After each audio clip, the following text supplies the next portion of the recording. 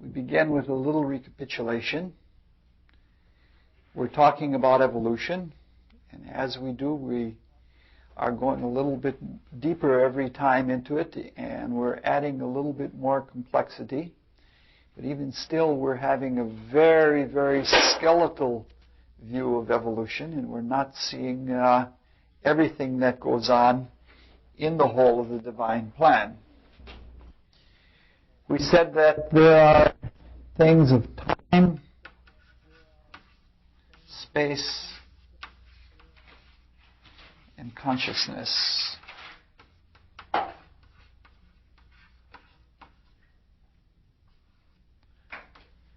And the periods of time, well, they're called periods.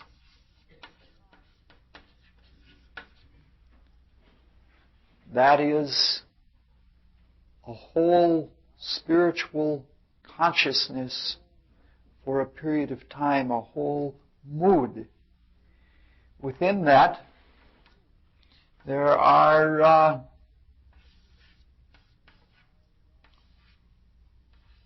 globes of matter and then changes of consciousness, which are called revolutions.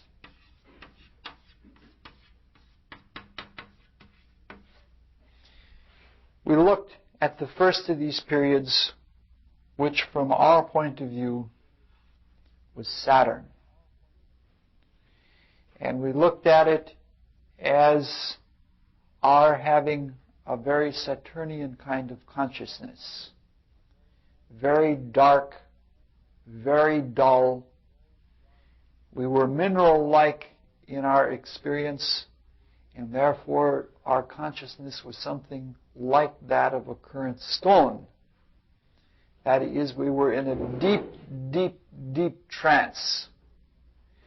And this was necessary in order to close ourselves off from the all-consciousness that was ours before we began the whole evolution. So we sacrificed that all-consciousness and we found ourselves immersed in what must have seemed a very cold space. And so we had to begin from the very bottom, from the deepest kind of ignorance. And in that, we were mineral-like. And our activity was being worked on, very much like we work on minerals right now. If you go to a steel mill, you see that the steel is melted and mixed together with the right metals to alloy it, and then it just gets hammered and rolled and everything else until it has just the quality that it needs for the type of steel, for its use. Like bridge steel is different than sheet steel and such like that. And so we developed that. We developed the ability to take form. And it was a very delicate balance. It was a balance between the ability to be formable, but yet at the same time to resist. We could not have taken any form if we were only formable, because everything would have just fallen apart immediately. Or if we were too resistant, our resistance would have kept us such that we wouldn't have taken shape well. It's sort of like trying to make something out of cold wax versus trying to make something out of warm wax. Warm wax, you can make all kinds of form, but if you get it too warm, it just drips and drops and changes shape so easily. And so we had this delicate kind of balance that we maintained. The resistance that we had, we said, was due to remembering. And to some extent, we remembered too much. We remembered our all-conscious state before being immersed into matter, and we resisted the creative efforts such that we didn't take all the forms. Now, mind you, at this time we were made out of thought. The whole of the cosmos was no more dense than our thoughts. If we happened to be thoughtless people, we would have nothing in our experience even that rare in our day-to-day existence. If we live only in our feelings, and if we only live in our vitality, and we don't do any creative thinking, or if we don't do any thinking where we come to conclusions about things, we could have in our experience nothing that was like that previous period. After 7 revolutions through 7 globes within this whole state called Saturn, in the last revolution, we developed the spiritual reflection, the potential of the spiritual reflection of the mineral-like state of being. And that, in Western parlance, is called the divine spirit. It is associated with, and again in Western thought, it is associated with the first attribute of Trinity. And that is the force of will. And so from the experience of resisting and forming, we got the idea of existence. And we had within us the willingness to have the will to be. And it was that much in a potential state.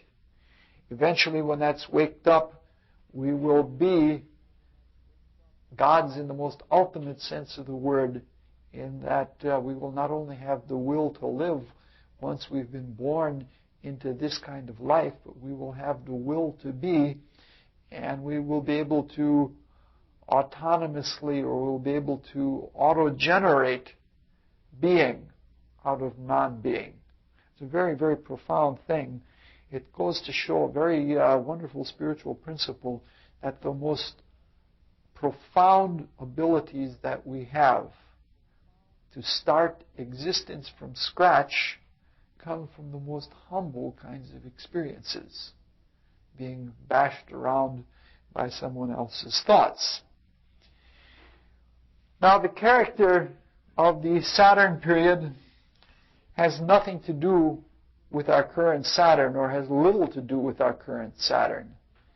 Our Saturn, the planet, now is a specialized manifestation of some of those characteristics of consciousness. Then the whole solar cosmos was manifest in those states. So we were minerals that were listening. Before anything else, we had to learn to listen.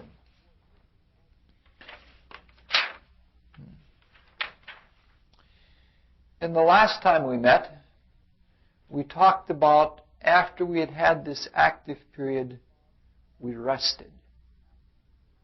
In fact, even within the revolutions, or between the revolutions and between the globes, there have been periods of rest or sub-rest. We talked last time then about why in these cosmic nights, or in these epochs of rest, why we need to rest, and what kind of rest there is, what kind of activity we have in rest, and why there's a need for so much rest. That's what we talked about last time. And now we're ready to begin with something new.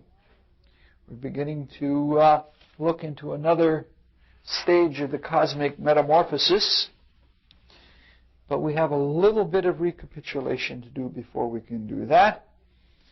And we have to do over what we did before, but not just to repeat ourselves, but nothing is ever lost. Like when we had the experience of form, we can no longer have a formless existence. But if we want to do something more than just have a form, we have to recapitulate all of our form in light of something new that we need to do. So where there are many, many repetitions, or not really repetitions as much as recapitulations, doing the same thing over again and again and again and carrying it a little further, or doing the same thing over again and again and looking from a different point of view, none of these repetitions, none of these recapitulations are ever vain. We don't have to do over what we've once done.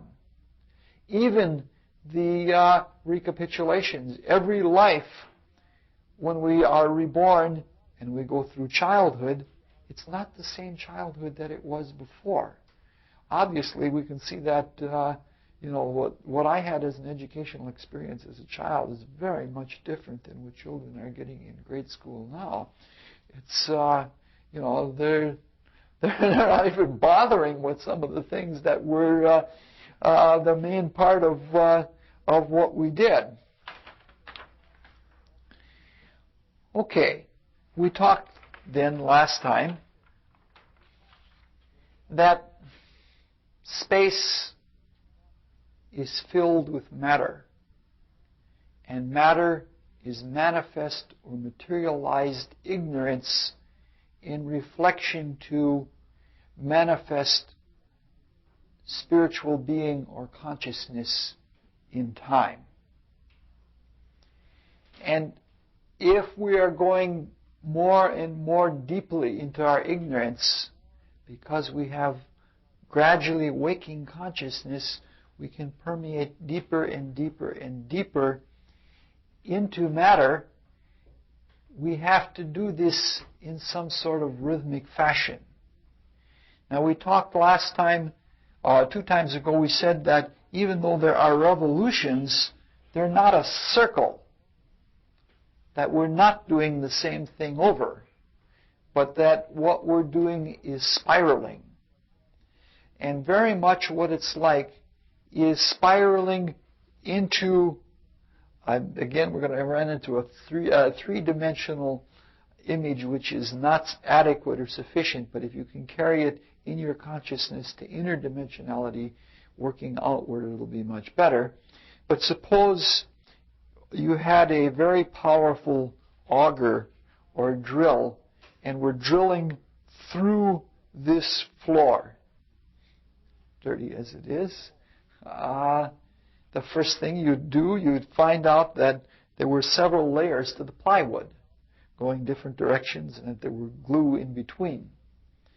And then after that, you'd come to a layer of insulation, and then you'd come to a layer of concrete.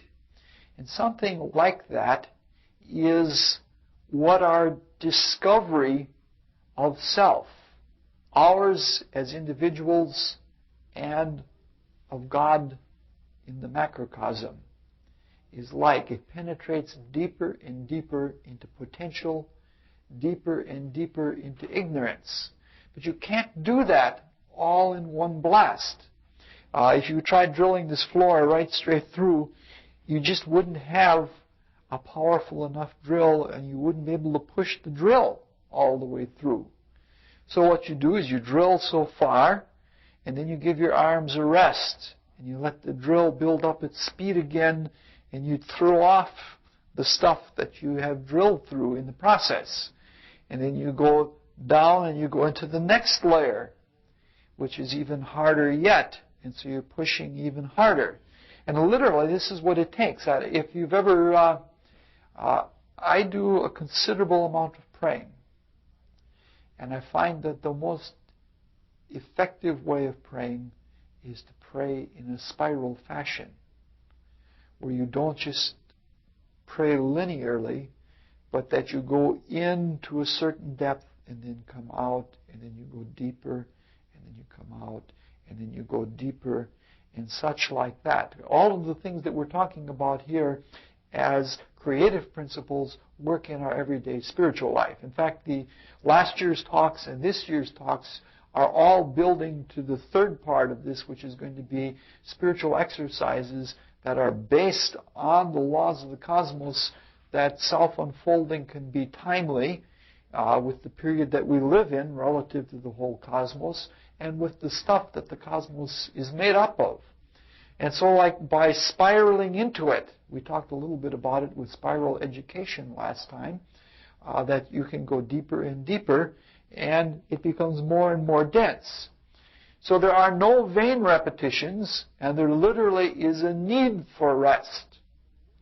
And there is a logic in the stuff that we go into matter. Any artist can tell you, even like it's fairly obvious that if you're working with a piece of wood or with a piece of marble, that there is a texture and there's a grain to it, and it's pretty obvious that what you can and can't do is determined by the substance that you're working with.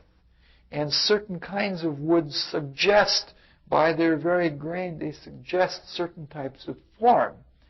But the stuff of the cosmos, thoughts, emotions, energy, matter, and all of its, dense matter like this, and all of the different manifestations of it, all have a logic to it. It is a cosmologic. And by looking at that, some things are suggested. And so there's nothing vain about all these recapitulations.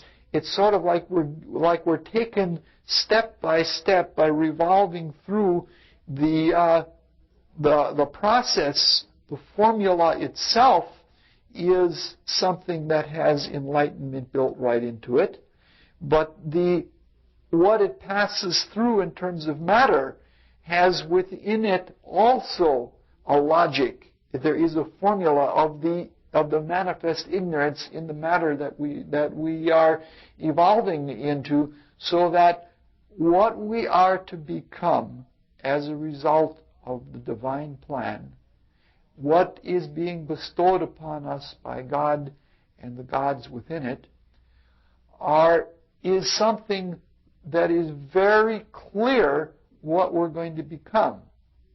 So much so that what we think of as our individual differences and deviations, like we would say, boy, I'm really different than that person, I can't think like them. Actually, all of our individuality is very, very microscopic compared to what all of us are becoming and what this experience is like and what it is to bring us out to be. Above all, we're going to see that this is all very balanced. And there's a great deal of wisdom built right into that. So that we're going to become wise people, we're going to become balanced people, but there are other things that are within it. So, okay.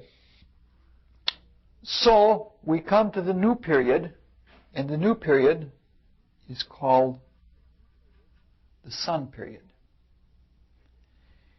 But when we come out with our 7 globes and our 7 revolutions, when we've had this past experience, the fact that the deepest level that we were manifest at in the first period was that of divine spirit.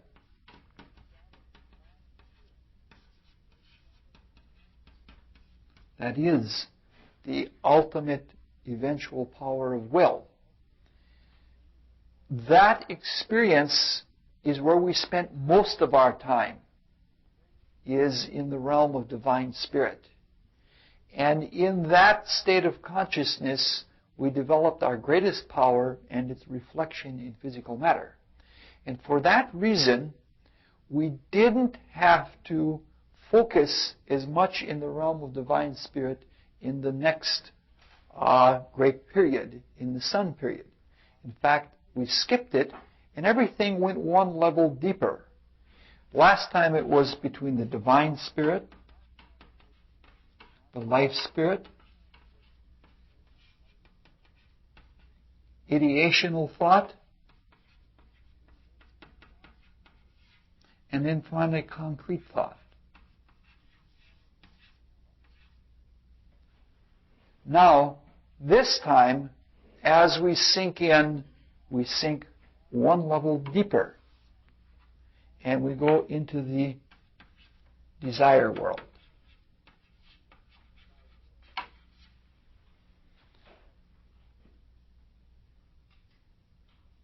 Now, in the Saturn period, we were in a deep, dark trance. But as a consequence of having this interaction within the Saturn period and being banged around by the Word and formed and reformed and then resting. And when we rest, we flowed back into the divine universal spirit and we assimilated all that we got. And so when we came out, we were no longer in a deep, dark trance. We were in a dreamless sleep. Not much of an improvement, but still an improvement nonetheless. And when we came out using the same formula, passing through a Saturn globe, a Sun globe, a Moon globe, a two-part Earth globe, a Jupiter globe, a Venus globe, and a Vulcan globe in 7 different revolutions with the same names, because the revolutions of consciousness, the periods of time, and the globes of matter are all analogous to each other. But when we came out in a different set of realms. We had this different consciousness, but also the different consciousness in a different set of realms. And so I'm just talking now simply about the whole process without going into detail. If we went into detail, it would be much too heavy. We'd get bogged down. So what this is like, it's sort of like walking through a garden every day of the week at the same hour. It's some place that you're familiar with, and let's say it's like the botany garden at the university. I love to go to the botany garden every year. It's laid out taxonomically so that everything in one family is in one bed, and then how that family comes close to this family over here in terms of evolution, and so you can see who's related to who and how close the relationship is. So there's a logic. If you take a walk on a path through that kind of a garden, there's a logic to the walk that you take. That you can see how one kind of flower has emanated out of another kind of flower, and how beans and peas are related to each other, and alfalfa is their cousin, and all such like that. So it's like walking through a logical walk through a garden at the same hour every day of the week, but each day you're wearing glasses that have a different kind of a filter. And each day the filter gets to be a darker color. Like the first day might be like yellow. And then you see all of your familiar friends, the flowers. There used to be a Buddhist priest from Thailand that used to go. He was teaching here in the East Asian Studies department, and every day he would walk through the botany garden, and it was just a pleasure, just quietly sit in the corner and watch him, because he had such a gleeful look on his face. And he'd walk to every little flower bed, and he would talk to the flowers. And you knew it was something that he did every day, that he loved it and really appreciated it. And it was because he loved it that much, he made it that much easier for everyone else to love him. He maybe didn't understand the evolutionary things at all. You never know. But he sure knew every flower in there, and it was really like at home with him. And so it was something like that. So you have your flower friends, you have these definite experiences that you have every day, but you experience them each day with a different specialized kind of glory. That's what a spiral method of evolution is like, only in some ways the matter that we're working with is deeper and darker and heavier in each day of creation. But the deeper, darker, and heavier it gets, the more external it becomes, the more detail we're capable of putting into it. Like in the Saturn period, our mineral-like conditions in the Saturn period weren't anything like the mineral-like conditions that are here.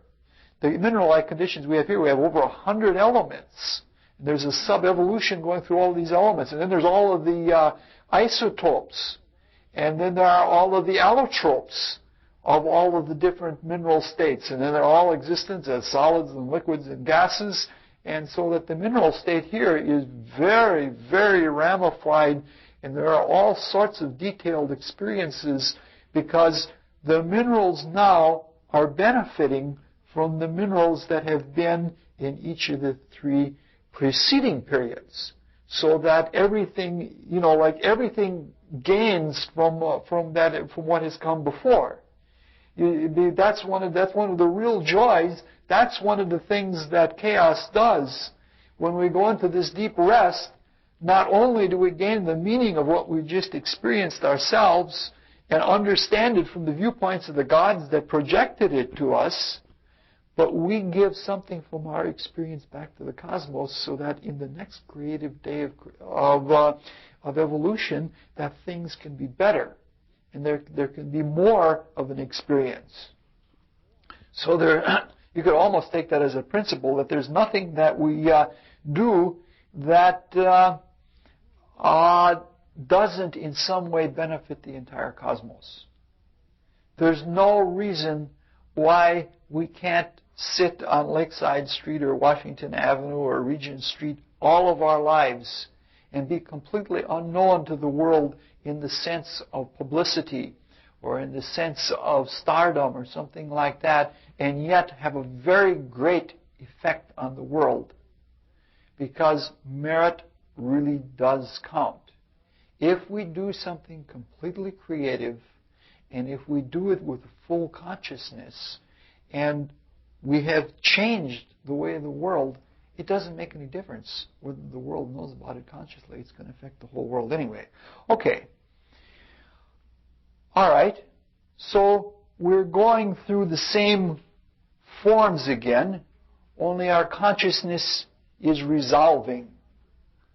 And musical resolutions are probably the best analogy for describing it.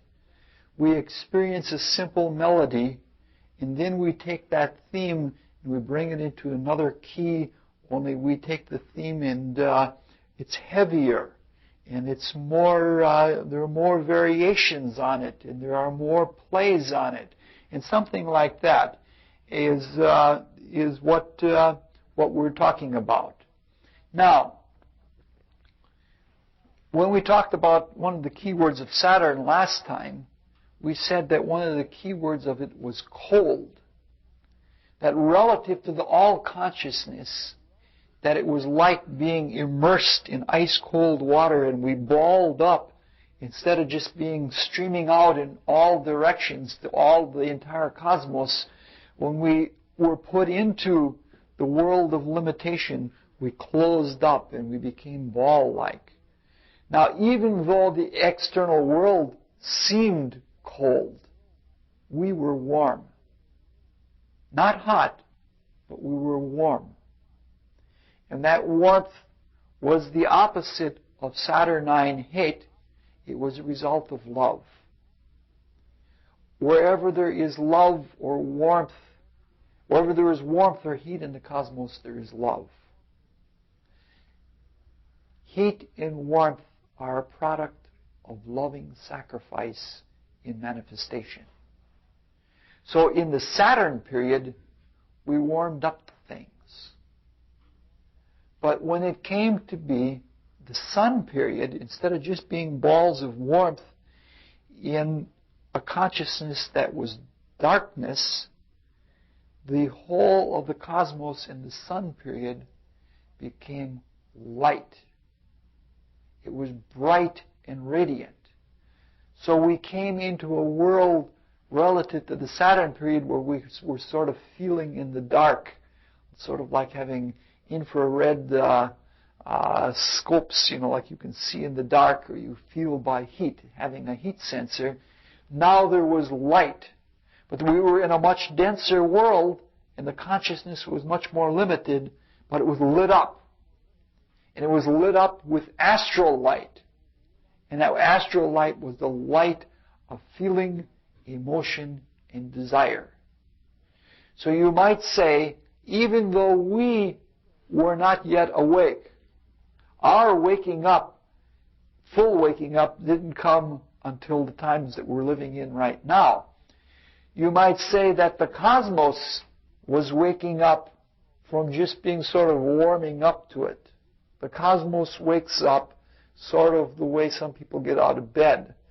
First, they're just sort of warm to the idea, and then things light up. It's like pondering on something first, and you're warming up to the idea, and then you go to bed, and you wake up the next morning, and you go back to it again, and now there's light. Where previously there was darkness and you only had a vague sense of it, now things are light. So our consciousness changed to a higher level. It changed to a dreamless sleep, but it was in a realm that was much lighter.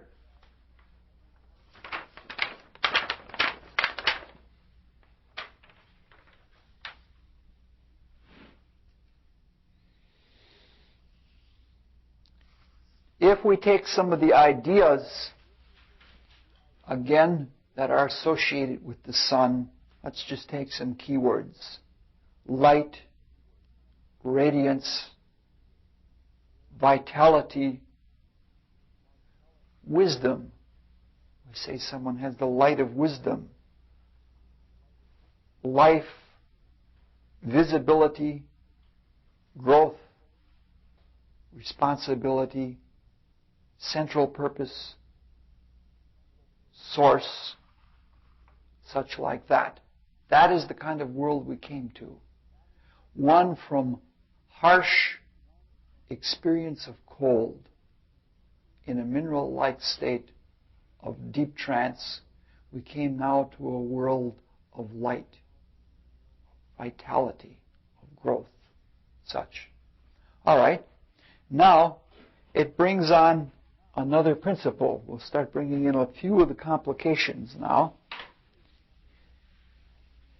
We talked about time and space and consciousness, or you might say a period of mood, a globe of form, and a change, because all consciousness is a result of change. When things change, we become conscious of something new. The next principle we talk about is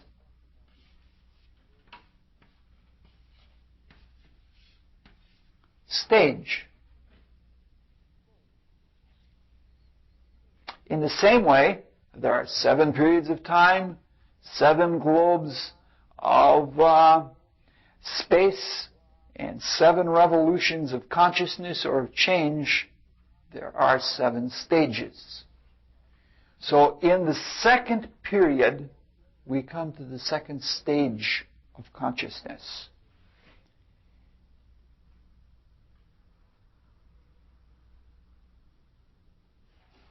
In this second stage of consciousness, it is called a plant-like state of consciousness. The first stage of consciousness is mineral-like. You just learn form. But when you can take that form and extend it, something, like it becomes alive. The difference between the mineral kingdom and the plant kingdom is vitality. It's life. It's a very slow kind of life, and the only life that it knows is growth, and it's growth toward light, which is the source of its existence. It is growth, and it's an improvement. It's not all just in a dark stage. You might say that the consciousness is now capable of directing itself. The consciousness is now capable of associating itself with more than one area. And it can reach out. It can't move yet. That comes later on. So, when the cosmos metamorphized into the solar stage, That's part of the reason it is the solar stage, because everything that grows and lives must have light. And so it is a quality of vitality. So, you might say, we learned from the Saturn period, we learned how to take shape in the Saturn period and hold it. But when we were able to take that light, or take that wisdom, and hold it in us, so that in us it was transformed and could be associated with a larger and larger state of being. That's what growth is. That's what our consciousness became like in the Sun period. Now, mind you, eventually we're going to draw out a lot of creative formulae on this for working on art or for working on meditation or whatever. But the whole idea is that we warm up to something first in the most rudimentary stage of form. But then we are able to take life. We're able to hold life, and we're able to transform like a pure light that is given to us into something that lives. And it lives on its own, by its own. But mind you, this is not without. This is why the recapitulations took place. So that when we thought about this, or when we dreamed over our past experience, while we were in the cosmic night, when we started coming out, we were then working together with the various spiritual hierarchies. We were then able to redo our physical forms so that they could have life within them. Now, this life or vitality is, in an esoteric sense, called a vital body.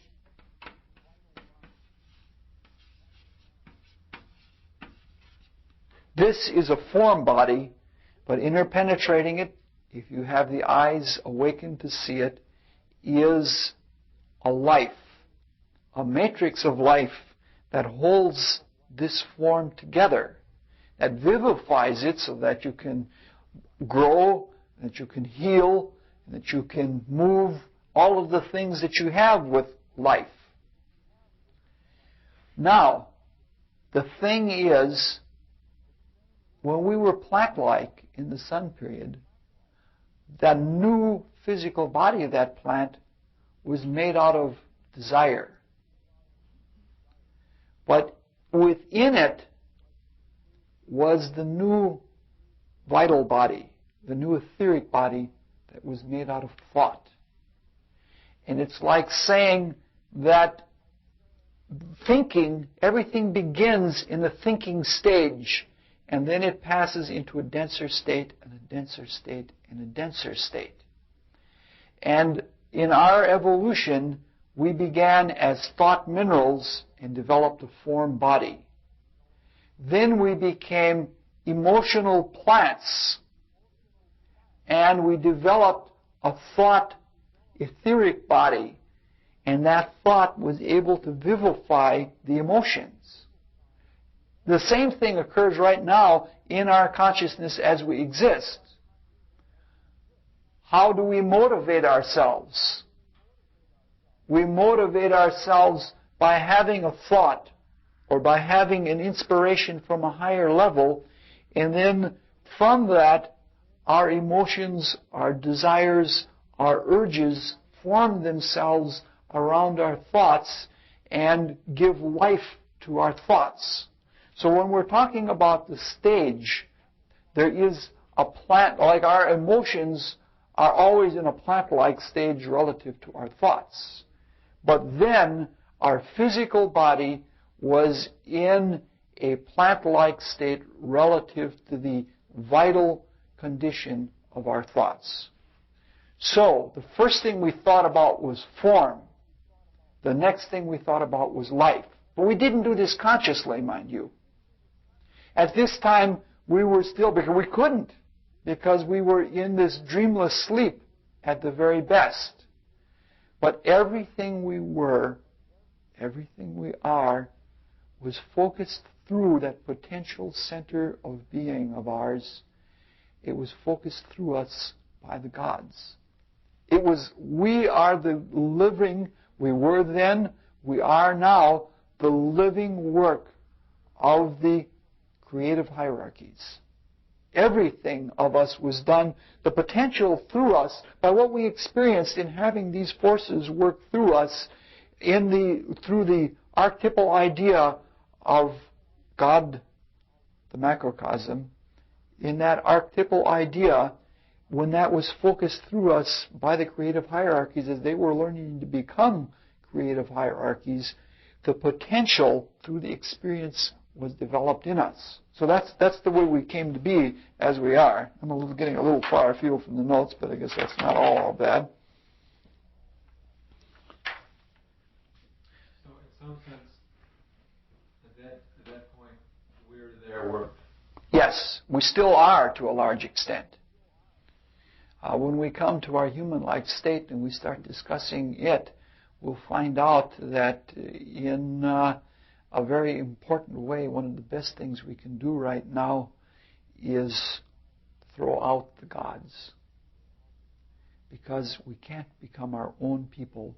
We can't become creative beings as long as the gods work in us. Not that we don't interact with them, and there isn't an interdependence, but to know that we can create in ourselves and to actually take responsibility, we have to take those things out of us.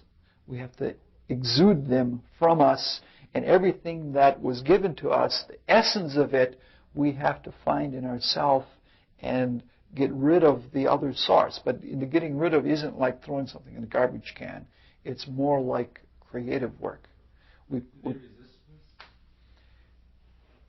Yes, but that's a topic that's it's about 10 or 12 lectures ahead of where we are now. But yeah, that does happen.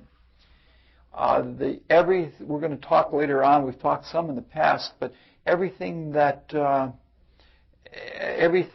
we're talking about is recapitulated within our every lifetime. And there is a time when, even though parents would like us to go out and be independent, they resist that. And they want to continue to hold an influence. They want to continue to keep you at home. And it's necessary for a child to go through a rebellion stage or to force the influences of the parents out. In fact, a lot of psychological training is psychological work in therapy is based on just that very thing, because a lot of what our personalities are a consequence of the habits and idiosyncrasies, the neuroses, as well as the good things that our parents had that we just picked up by watching them and imitating them. We took them very deeply into us, and in order to come into our own, very often a lot of therapeutic work psychologically is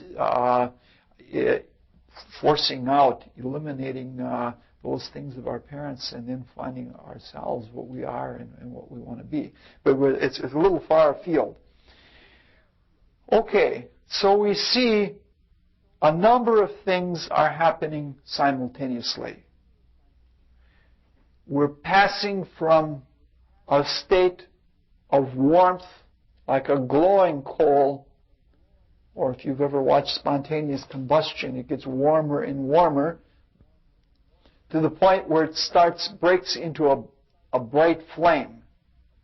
So we're going from heat and warmth to light.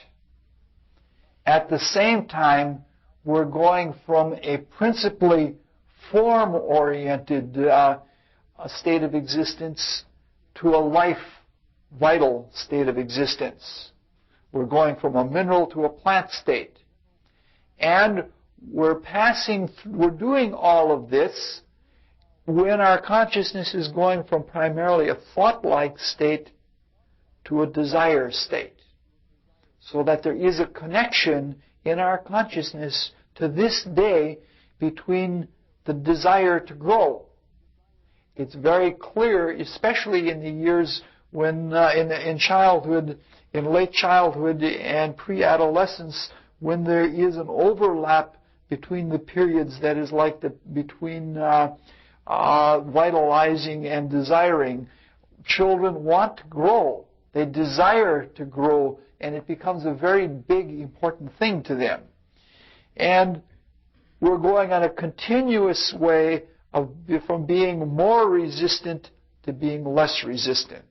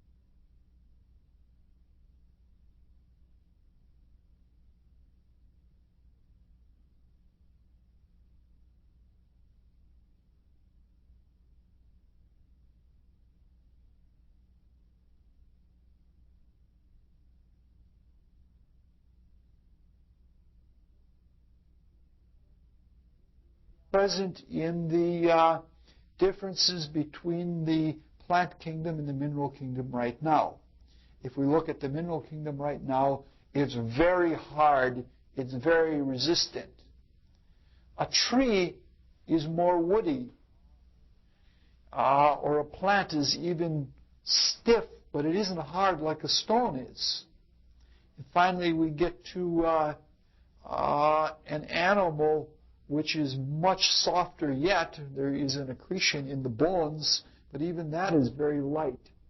And everything is much softer and much more pliable, and the ability to receive from the external in terms of perception is much enhanced.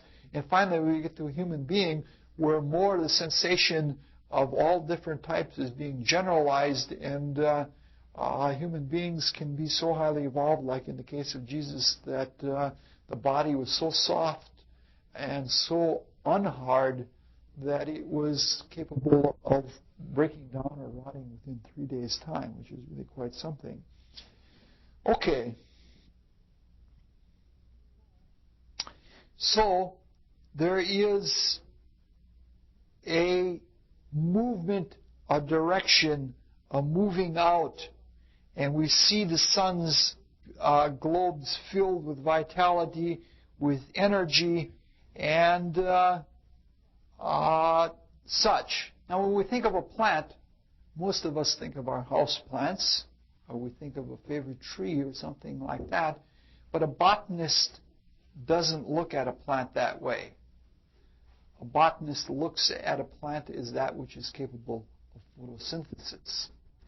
And for the botanist, it's what is capable of taking only the external light of the sun and attaching it to various gases in the air and making simple sugars and such like that. But that's not a bad notion, because physically the plants that we were then had that same characteristic. Anytime we can take light and take that light and turn it into vital life within a form, then there is a plant-like characteristic. Okay, I'm going to move on. This shouldn't be so long. I'd be surprised if we went near 90 minutes.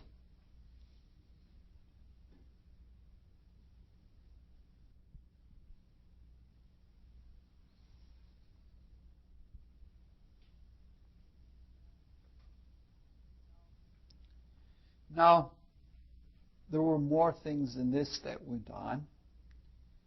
And what was learned in that Saturnine period was very selfish. We learned to be atomically separate, even though we weren't we's at that point, how to separate. Now, even though the sun does have some characteristics of egoism, it has a quality of giving. And that is what was next, the next thing that came along in the sun period. Now, I want to talk about some principles.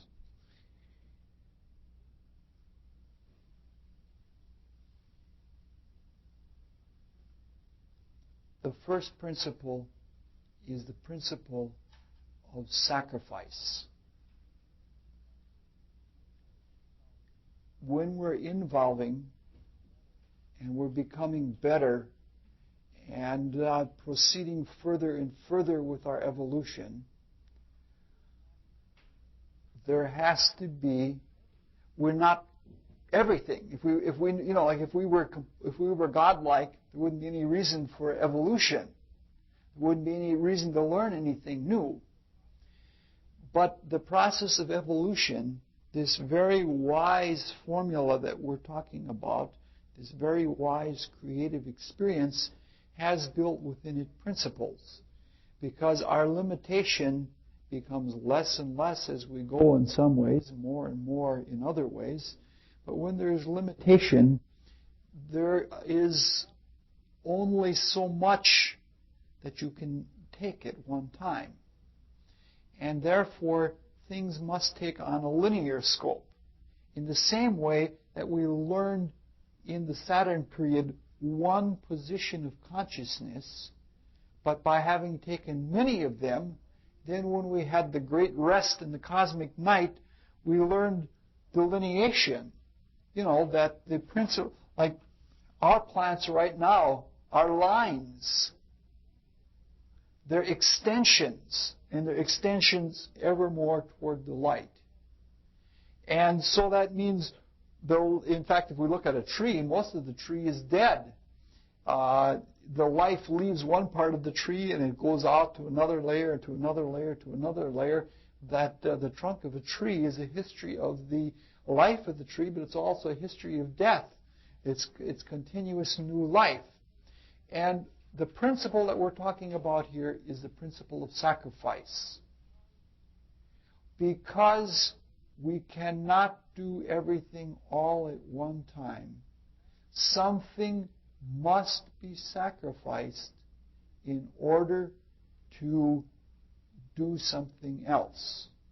So in the course of involution, as we're going deeper and deeper into matter and passing through the different stages of development, we sacrifice one kind of experience so that we can gain another. So in order to be able to give life to the cosmos, we had to be able to sacrifice being the form for the cosmos. Now, there are two principles in what I'm talking about here. One is a principle of service, and one is a principle of sacrifice. Everything in the cosmos performs a service.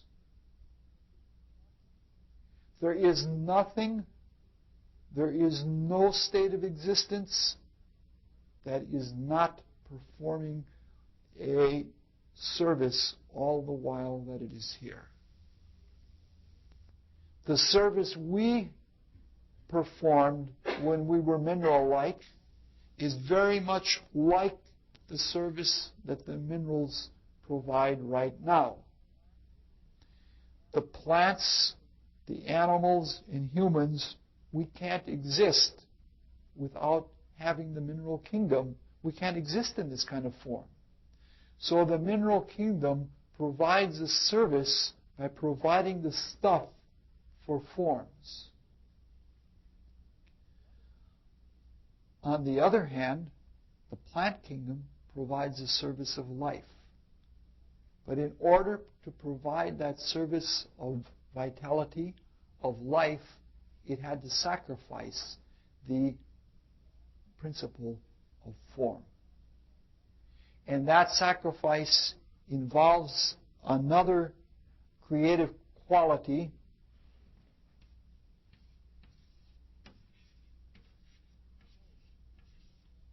phase. We said there are 7 stages. There's a mineral-like stage, and now we have a plant-like stage. Eventually we'll get to many others. We don't want to get it all too complicated all at once. But coming along behind us when we were plants, something entered the mineral-like stage at a different phase. And they were then minerals that were made out of emotion, out of desire, out of feeling. So when we were plant-like, our bodies were made out of the minerals of that time. But the minerals of that time were one phase behind us. At the same time that we're going into a deeper realm of existence. So we were plants with physical bodies that were made out of desire. And they were made out of the minerals. They were made out of beings or becoming beings that were in the mineral-like stage, one phase behind us. So it gets very complicated. When you get to the full of this, if you try to understand all of this all at the same time, it's an enlightening experience by itself, because you've got 7 periods of time, and then you have all of these globes coming from within out, and then from without back in, and then you're revolving through them in revolutions of consciousness, like passing through the seasons of the year at the same time that you're going without and within a total period of time. And then when you take the whole thing like that and you go deeper and you come into a new stage, and then something else is following up that in a different kind of a characteristic at a different phase. Now, mind you, there are also different dimensionalities going on with all of this, so that when you get to all of the complications of this, to be enlightened totally, in what is called the Great Enlightenment, to understand how all of these things are going on all at the same time, because when you have a Great Enlightenment state, you can experience all of this in a moment of time, but to try and maintain it in your consciousness, how this is all going on, is boggling. And then within it is the one resounding light that continues onward. Okay. What is the something that is the phase? The other phase. That is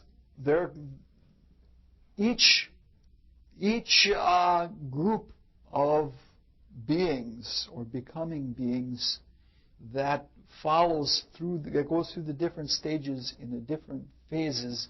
Each one of those groups is called a life wave.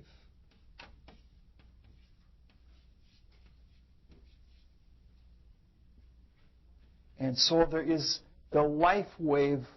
What are now our animals were mineral-like when we were plant-like. They were one stage behind us or one phase behind us. A very lovely way that you can see it.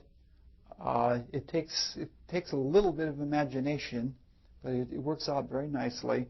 The way the life waves come out and go through different stages at different phases is like if you picture a rosebud, and if you picture that rosebud opening by new petals being formed from the inside out, and the petal crown being formed from the inside out, each petal comes off at a phase ahead of the next one, and they all go through the same shape. And that if you see a rose opening up, you see a spiral opening up, and that some of the little center petals are just beginning to form when some of the outside ones are falling off already. And only in the cosmic evolution, at the same time that some of the outside ones start falling off and the center ones are opening up, there is a counter spiral going back the other direction that's closing up, and the whole rose itself is opening and closing at the same time, and its size changes, but it's a very difficult imagination exercise. But just the simple watching a rose bloom day by day by day is like watching the life waves come off in different stages. Have a logic that follows through, where things will Yes. become what we are now. Yes, but they'll be much different because their experiences. Because if you're mineral-like, and your whole experience of being a mineral is like having colors flash at you and forming you out of light and color, is altogether different than having sound pitched at you in terms of thoughts like that, and that being formed by resonances and by thought resonances is a much different kind of experience. Though there's something analogous, the same formula is there, the character is much, much different.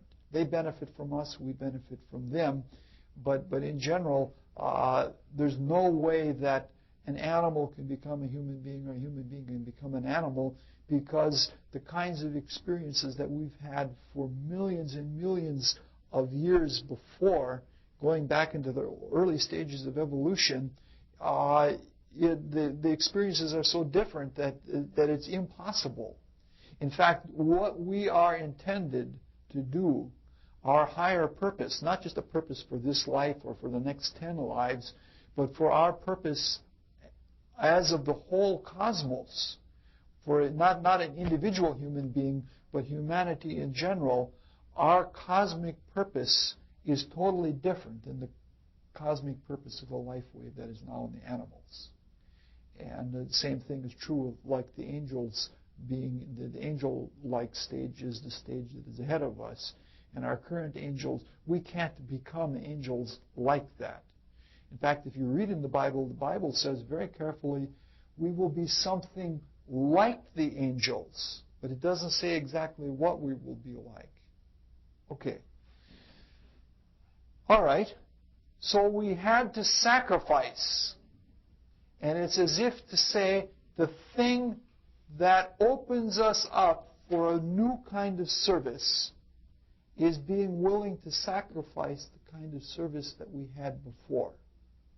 Ultimately, in the ex-evolutionary state, everything that we sacrificed previously, we get back, but we get back as a creative ability rather than just as a experiential ability, just as we experienced it in the forms of different bodies. So we eventually get it all back again in a very, very wonderful, grand way. So it really isn't a sacrifice.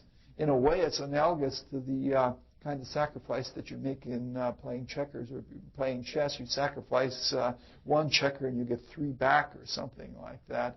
That's a terrible example of it, but one of the better examples that relates to our current human condition is in one of the sonnets by Shakespeare, where he talks about that he gains by evil thrice more than he spent.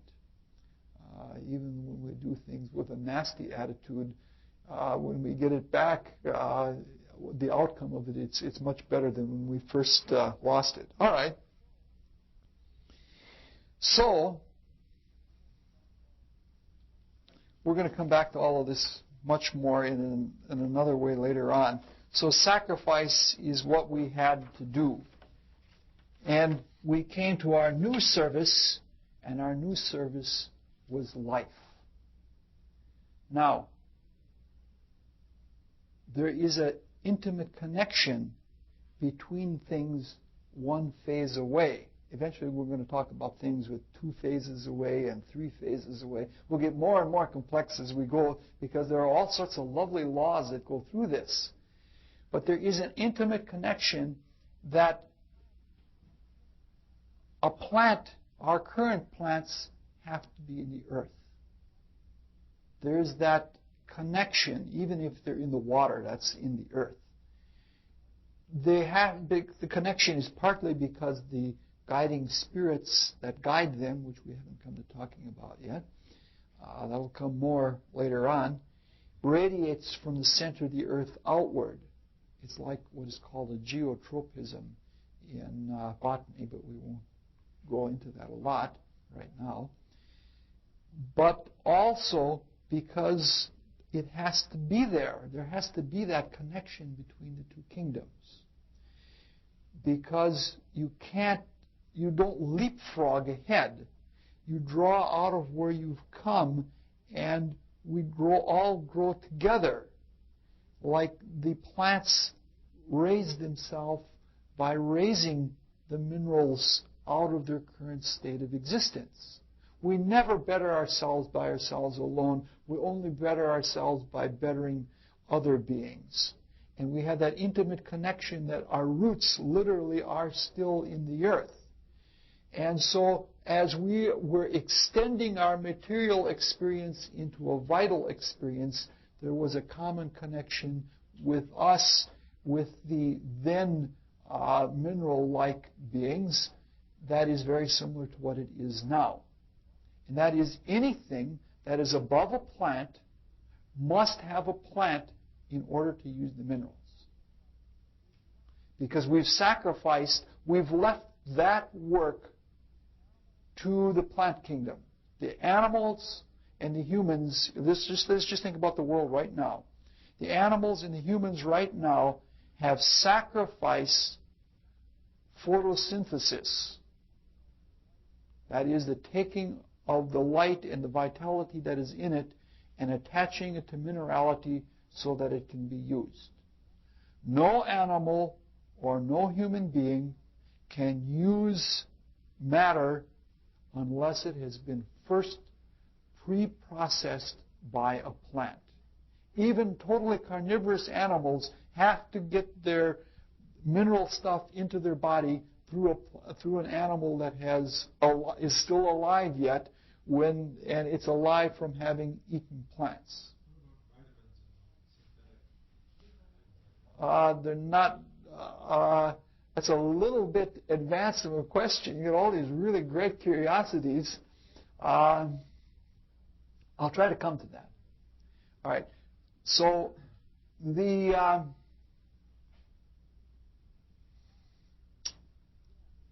plants then, in the sun period, and the plants now, by sacrificing their form and extending their consciousness, were at that state where they could take and bring life to form in such a way that it could be used by other kingdoms.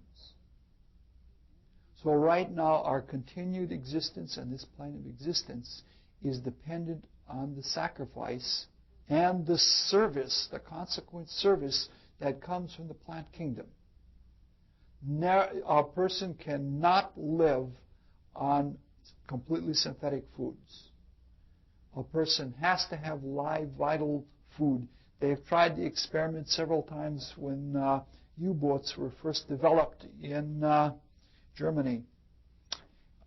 They sent submarine crews out with the pride of the German Navy, and they gave them all foods that were processed that had everything they needed for a balanced diet.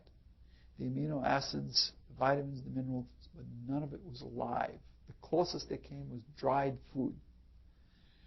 I think within 2.5 months' time, they brought them back because they had to. A number of them died, and a number of them were very, very ill for a long time, and the only thing that would bring them back was first broths made out of fresh vegetables and fruits, but they had to have fresh fruits and vegetables in order to be brought back because they needed that for their existence.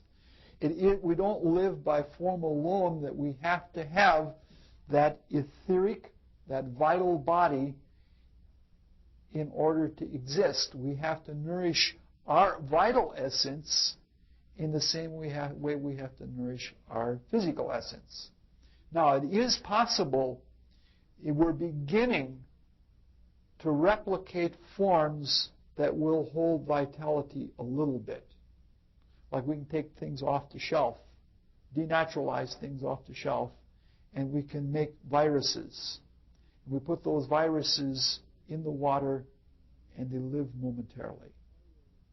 And that's a form that is a matrix, that is a spiral again, that holds the life that is in the water momentarily. The same thing is true with a vitamin. A completely synthetic vitamin probably is as toxic as it is valuable as a vital. A natural vitamin that has been somewhat processed, if you take that with something that's rich in vitality, like carrot juice or something like that, it's just brimming with etheric energy, it will, together with that form, it will be held long enough that it can be taken into your body and used well. But we literally need to have that which the plant kingdom gives. Now, I'm not saying that back in the sun period that beings ate up us as sun plants in the same way that we eat plants now, but there was some way that we were necessary to them. We were necessary to them for maintaining vital forms. Because there is no service that is unnecessary. There's absolutely no waste anywhere in the cosmos. Because it's such a nip and tuck thing that the concentrated consciousness of God, of the divine, can hold just that much. It's doing as much as it can. And there's no room anywhere for waste or excess or anything like that. So everything has a usable service, a necessary service. Because when we come later on, well, let's talk about from experiencing the principle of growth, from experiencing the principle of vitality, of liveliness.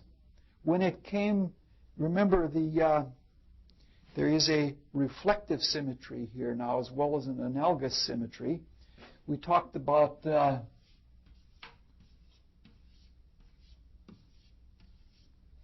we talked last week about things being drawn up through different planes in a reflective symmetry, 1, 2, 3, 4 planes, and then they reattaching it, indicating 5 stages of a chaos. Last time when we spoke, we said there are these 7 revolutions.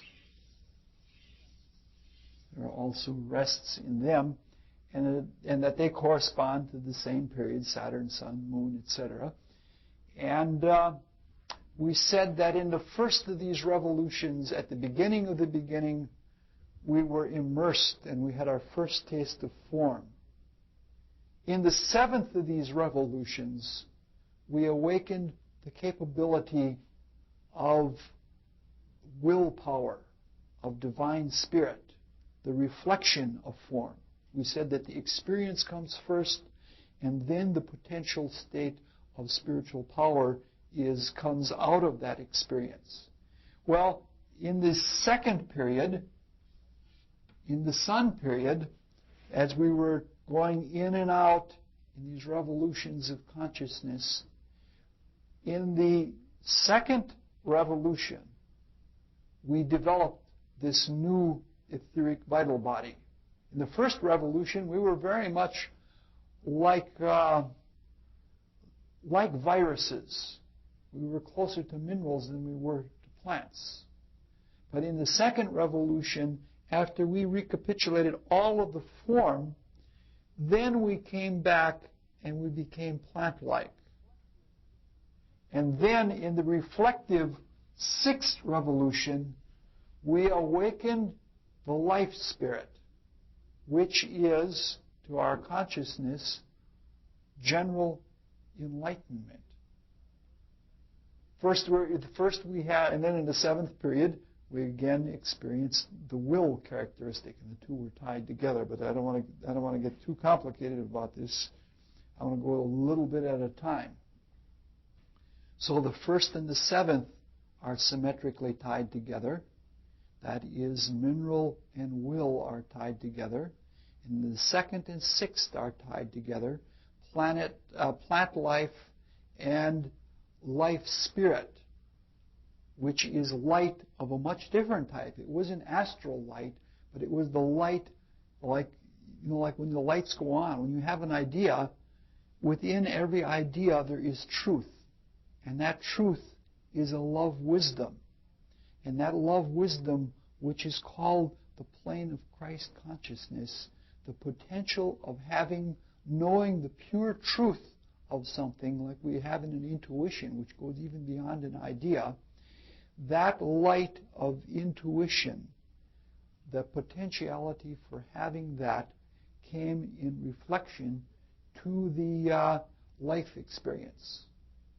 And in the same way that we can develop an unbreakable will relative to the physical, we can develop a general imagination. The general imagination to take life, to take any kind of shape. A completely plastic formability of consciousness was the potential for that was implanted in us according to how well we took the sacrifice of form and performed the service of vitality. That, to that extent, engendered in us in spirit was the life spirit. We're going to go more into this at a later time. But that's about as much of the intricacies that I want to go into tonight.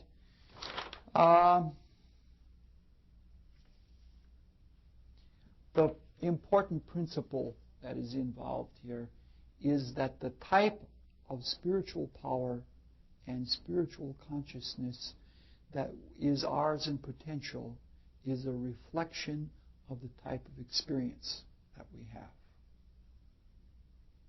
So that our experience is designed, why we go through these globes in this manner, in these revolutions in this manner, and why the recapitulations happen in such a way. The whole spiral itself is a wisdom such that, the way that logic strikes us, or the way that psychologic strikes us when we understand something deep within the soul of someone, that there is a logic that one thing follows another, that is a product of the way our experiences have been set up for us. It's not arbitrary. It's there to understand the reality through experiencing it in ignorance. In forms, we understand the reality. We have that famous line that we always say that there's a method to his or her madness. That when we see something being done, after a while, when we experience, we can feel that there is a feeling behind this. And then after a while, we see that there is there's a thought, there's a meaning behind it, and behind that, we see that there is a creative urge. And so it is with all of the different stages of evolution, which we're gradually getting into now with greater and greater intricacy. We're going to spend most of this is just sort of the warm-up. We're not going to spend a lot of time in the intricacies, but we're going to try and look at the different principles and formulae. And when we get those little principles and formulae, we can understand things in our daily lives, and we can use them in our daily lives. Okay.